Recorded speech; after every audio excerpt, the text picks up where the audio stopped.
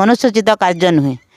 तेणु यू निवृत्ति होगापी भगवान आमको जो मनुष्य दुर्लभ जन्म देइचंती से मनुष्य दुर्लभ जन्म एर सार्थकता एथिरे नहीं। सार्थकता केउठी अछि? सार्थकता अछि भगवानकर दिव्य नाम रे।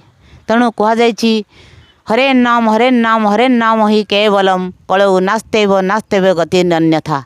तेणु भगवानकर नाम को जदि पवित्र नाम को जदि जप करती ताहले आमे कलिजुगरु इंद्र लालसारू मुक्ति पाइबा। एवं आमर चंचल मन जे कि कुआड़े कुआड़े से जाऊँगी तार ठीक नहीं से मन को आमे स्थिर करी रखि परिबा।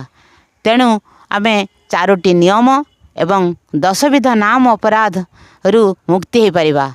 से चारोटी नियम अर्थ चारोटी पाप आमिष आहार वर्जन, निशाद्रव्य वर्जन, द्युत क्रीड़ा वर्जन एवं अवोध जनसंगम वर्जन ए सबु वर्जन करी आमे जदि 10 नाम अपराध वर्जन मुक्त हेबा ताहले आम्भे माने वैष्णव हो पारिबा। भगवानकर पवित्र नाम को उच्चारण कले आम भितर शुद्धता आसिबो एवं आमर समस्त दुख दूर हेबो।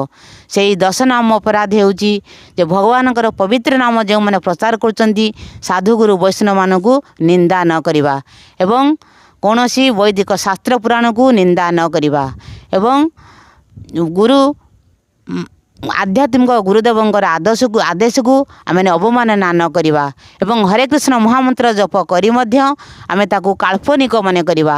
वैदिक शास्त्र को वेद समर्थक शास्त्रर निंदा करिबा एवं हरे कृष्ण महामंत्र को आमे पाप कार्य करि सारी तांको मंत्र जप करिबा।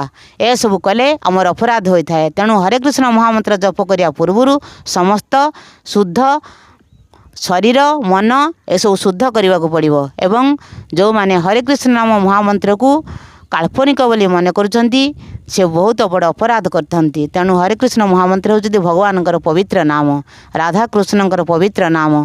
तेणु ये हरे कृष्ण महामंत्र को जप करने आपण को ये अपराधरू मुक्त होगा पड़ो एवं श्रद्धालु जन माने जो माने हरे कृष्ण महामंत्र को श्रद्धार सहित जप करने को चाहती से माने जप करती। जप कले आपणकर जीवनर सार्थकता मिलिबो।